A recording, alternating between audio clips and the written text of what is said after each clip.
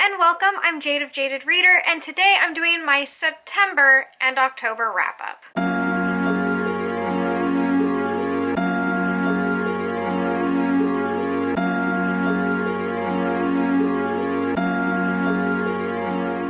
Yes, you heard me correctly, September. I know it's November. I know that October has passed, but I'm mixing them together. I only read 3 books in September, so I figured it would be somewhat painless if I added them on, and I really did want to talk about the books that I read in September, so I didn't want to skip it. It was a thing. It's over. You're stuck with it. I'm sorry. So, like I said, in the month of September, I read 3 books. However, I also read a graphic novel, so I'm throwing that in there as well. If you have not watched one of my wrap-ups before, I do go in ascending order, starting from my least amount of stars all the way up to my highest star rating. I have all of that information down below. If I don't mention something in this video, you can most likely find it in my really long description box. My lowest rating of September, unfortunately, ended up being my graphic novel. This is a beautiful graphic novel. However, I did not care for the storyline. I just felt like it was a bit forced, like it was just not well enough written for me. I'm gonna find a page that doesn't have nudity for your pleasure, or lack thereof. The art style was pretty fantastic in really muted, saturated colors, so I really did like the art aspect of this book. It kind of reminded me of Descenders, which is a graphic novel series I am really enjoying. Low is a dystopian, futuristic kind of sci-fi novel. Due to, I believe, global warming, the world ends up underwater. The surface is completely uninhabitable, so humankind ends up going down below, so they are now ocean dwellers. I really thought I was going to like this more than I did. I wanted it to focus more on the story, but it kept on going in really weird directions, and the dialogue, again, just wasn't good. I think that's something I really need to watch out for, because with graphic novels, if you don't have a good dialogue, then you're just stuck with the art, and that has proven to me a couple times now to really hinder my experience as I figure out what kind of graphic novels I like. I definitely need good dialogue. Art is not enough for me. So, unfortunately, I ended up giving Low 2.5 out of 5 stars, and I don't know if I'll continue the series or even really hold on to it. So just because this doesn't interest me doesn't mean it won't interest you. It'll be part of a graphic novel haul in which I do a giveaway, and you might have a chance to win this, so stay tuned for that. I had never read a Schwab before, and Olivia at Olivia's Catastrophe, one of my dearest friends, sent this to me so that I had read a Schwab. I needed to know if her writing style was one that I was interested in, and as it turns out, she's definitely not my favorite so far. This Savage song follows a somewhat dystopian world in which there are monsters and humans. Now, there are several different types of monsters that this book covers. Some of them are more vampiric and others are more demonic, but I don't want to get too much into their different powers, as I do believe that they have some spoilers. The things I liked about this book was it truly was a creatively done world. I was incredibly interested in how these monsters come to be. It was very metaphorical and how it discussed and talked about it, how monsters don't necessarily have to be evil, but are born of violence, and that just was really interesting and compelling to me. Things I didn't like in this book is I felt like I didn't care about the romance whatsoever. I was not sold on it. Sometimes my suspension of disbelief was definitely shattered in how convenient things would be, or like how tropey some of the plot lines were. I wasn't surprised by anything in this book. It's definitely what I would call a YA staple, where if you're just looking for a no-nonsense, well-written book, then this will be one for you. I ended up giving this Savage song 3.5 out of 5 stars. It wasn't quite a 4-star read for me, but I really did enjoy it, and I'm so glad that I got to read Victoria Schwab's writing so that I had an idea of what her writing style was moving along. I can see how I would like one of her fantasy books a little bit more, as an urban fantasy just might not be for me because it was set in such a practical world. I don't know if all of the things that were impractical were described well enough for me to believe them. So next up on my list, I have A Lesson in Thorns. I listened to this on audiobook, but there is a bit of a story behind that. So everyone was talking about a totally different book, which is called Sorcery of Thorns by Margaret Rogerson, and I was talking to Madison from Princess of Paperback about this book she was really enjoying, and I was like, oh great, blah blah blah blah blah, Thorns. So I went to Barnes & Noble, ended up picking up this book thinking it was the one everyone was talking about, out because it had the word thorns in it, and I don't pay attention to anything around me. I read the first chapter, which is the prologue, which features some delightful young children running through the forest in this maze, and it's completely fantastical. It's a wonderful opening scene. I adored it. Didn't have any money, but had an Audible credit, so I went ahead and got this book on audiobook, thinking it was Sorcery of Thorns, only to find out that it is a smutty romance book, and while running on the treadmill, I got to one of the sex scenes and was really thrown off.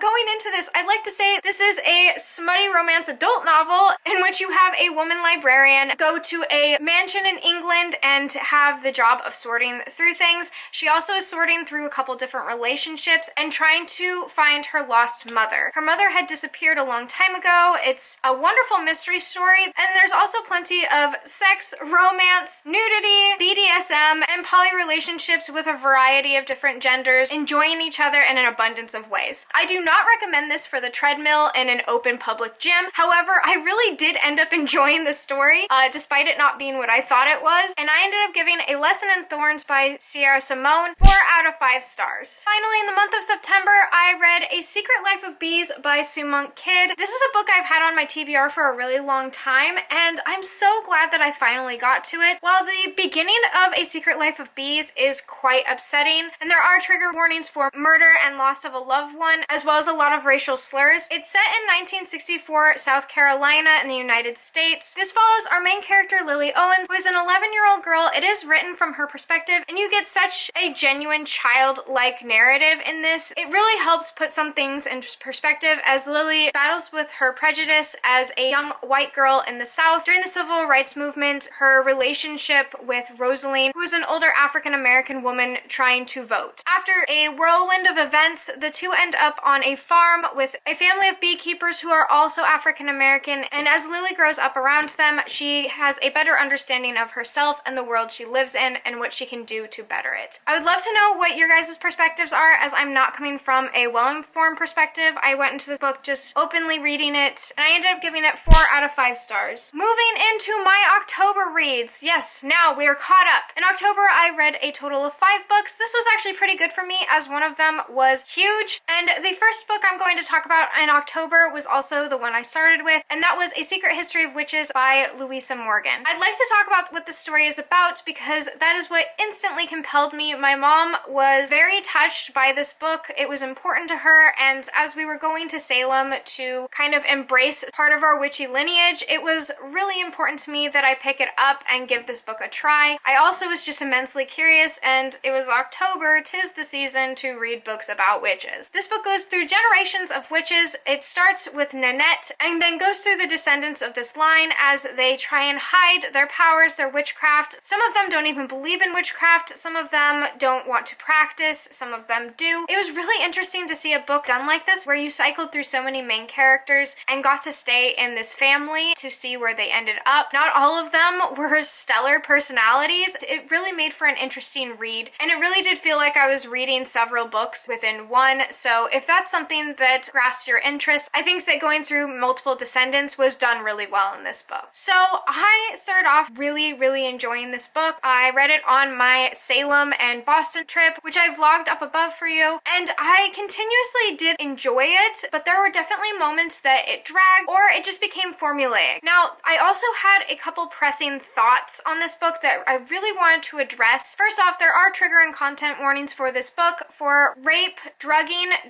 leading to rape, loss of willpower and control, abortion and miscarriage, and the death of animals. So that is a lot to unpack. Unfortunately, I did find some of these triggers problematic in how they were executed, specifically with the drugging and rape due to magic. While I understand that these issues do happen, the issue itself was not addressed correctly and was not addressed until it was far too late. It's also a trope that I was really disappointed to see with witchcraft, as love spells are so often associated with witchcraft, and I really did believe that it ended up being a sole focus of the story, and it took away from the other magical things that these people were doing in their day-to-day lives. So that was really disappointing to me, as well as the last few chapters really dragging in this book. If I was to break up this book, I'd break it up into 4 acts. The beginning was absolutely amazing. The second act, I was disappointed with the triggers that were involved, but I had hope. The third act was absolutely amazing, and then the fourth act was boring as hell. I was so disappointed the book ended in this way because I just didn't care. I spent all this time caring about these descendants of witches only to get to the end and not care. The ending also didn't match up as far as the historical fiction elements. I just was not able to suspend my disbelief well enough to enjoy the end of this book. It does feature World War II as well as the royal family. I just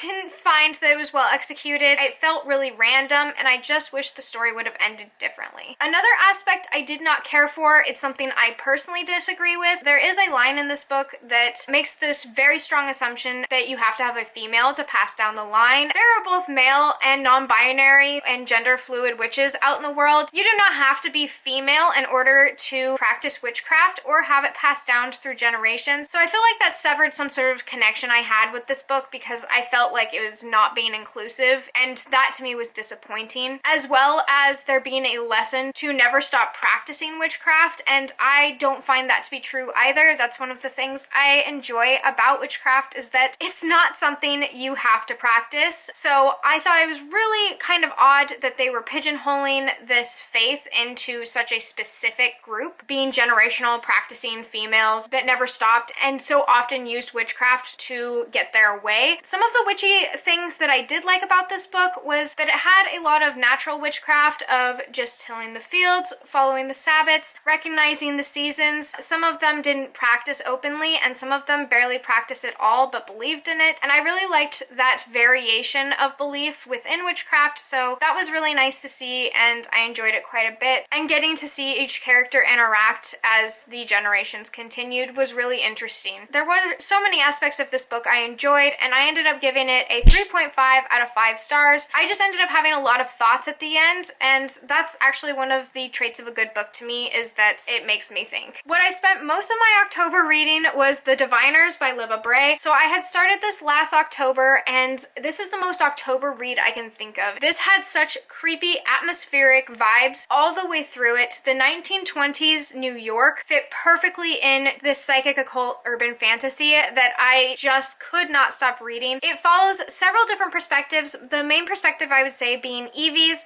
Evie is from a small town, but when she is sent to New York to live with her uncle, they end up solving a murder mystery. The murders themselves are absolutely horrific, so if that's something that does not jive with you, I'm not sure if this is the book for you because they are really creepy. They're awful, they're creepy, and you get to know each victim before they die. That's something to be aware of, as well as the fact that there are pretty hyperbolic ways of describing both the occult and other religious factions. Because it's the 1920s, it also does recognize that this is a time of racism, and you do see prejudice against one of the main characters. All in all, I really could not complain about this book. The moment I picked this book up last October, I knew if I didn't finish it, then I was going to have to finish it the following October, and here I am. I finally finished it. The Diviners was absolutely fantastic in its implementation of the occult and all things creepy. I really enjoyed the way that things were described. It felt like there was something creeping up my shoulder most of the time. I frequently found myself reading this at night and had to stop, put it down, or turn on a light. So this really is the perfect October read. I ended up giving The Diviners 4 out of 5 stars. I wanted to give it a higher star rating. I figured since I was able to start and stop with a year gap, that it just couldn't be a fantastic 5-star read to me, but I really did enjoy it, and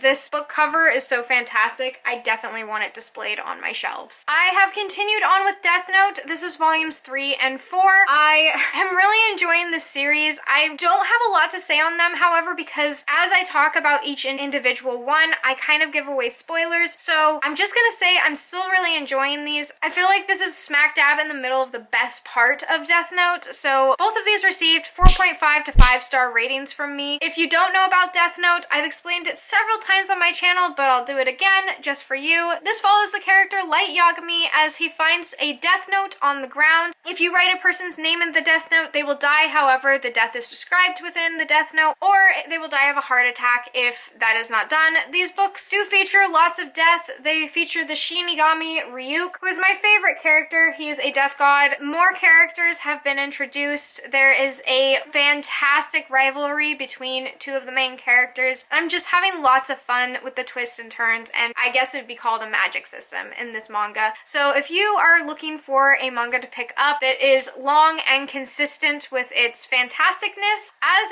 of the 4th volume, this is a fantastic series so far, and I'm really enjoying it, so there's that. Finally, in the month of October, I finished Scythe by Neil Shusterman. I read this on audiobook with my little sister, as well as physically. This book was fan-freaking-tastic. From beginning to end, I always wanted to know what was happening next. My little sister, who is not a huge reader, was absolutely riveted every day on her way to school. We had so many times where we were gasping, freaking out, had to pause, had to stop. I wish this was a movie that I could watch over and over again. I have picked up Thunderhead and I'm really enjoying that as well. Scythe is a dystopian novel in which the world has bypassed death. There are no diseases or illnesses. People cannot die. People are completely safe. The only way to control population is through scythes. Scythes are going to be your somewhat grim reaper figures. I don't know what all I can say about this book without giving you spoilers. All I can say is that I really enjoyed it. It was a fast-paced read. I don't think I have seen a better paced book, to be perfectly honest, because from page 1 all the way to the last page, I was fascinated. There are several trigger warnings for this book. My sister and I actually skipped a chapter. If you would like to know, I will put the chapter down below, but it had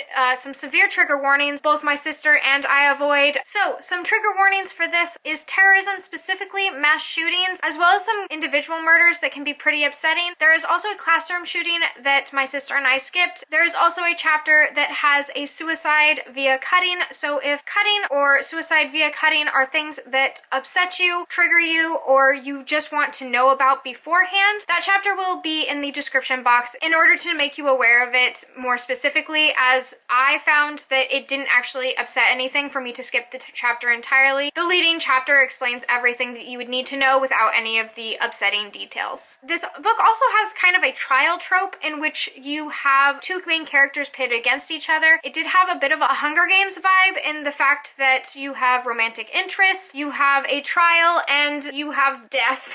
So if trials, death, romance, and a dystopian are what you are looking for, you're looking for this. If none of those are your interests, I still suggest you pick this up because this was really freaking good. Both myself and my sister ended up giving it 5 out of 5 stars. We cannot wait to continue this series and then finally get to Toll, which just came out. So those were all the books that I finished in October. I still have plenty of reads that I'm reading right now that I didn't complete in October, so look forward to those in my November wrap-up, which I pinky promise will not happen in January. I will have my November wrap-up at the beginning of December. This is me, pinky, promising you. I take them very seriously, so hold me to it. If you do not see something by the first week of December, somebody call me out. So that is it. I would love to know what you read. What was your favorite October read? Do you have any books that you have to read seasonally that you just don't think would fit in any other season? Because I can tell you, Diviners was it for me. If I tried to read the Diviners in August or December, I would be completely at a loss for interest. So what's a book for you that you think would have to be a seasonal read? Or do you think you can read a Christmas book in July? Let me know in the comments below, and I hope you are enjoying the sun or more stars wherever you are. Until next time, bye!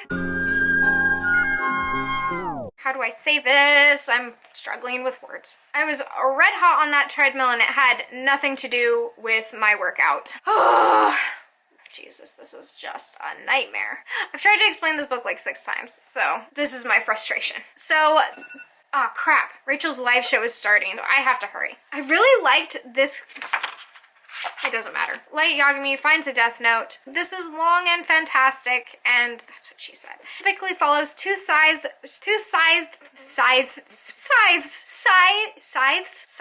Oh no, I've lost the meaning of the word. I said it too many times. Okay. That was a long wrap up, guys. You don't know this, but that took me way too long.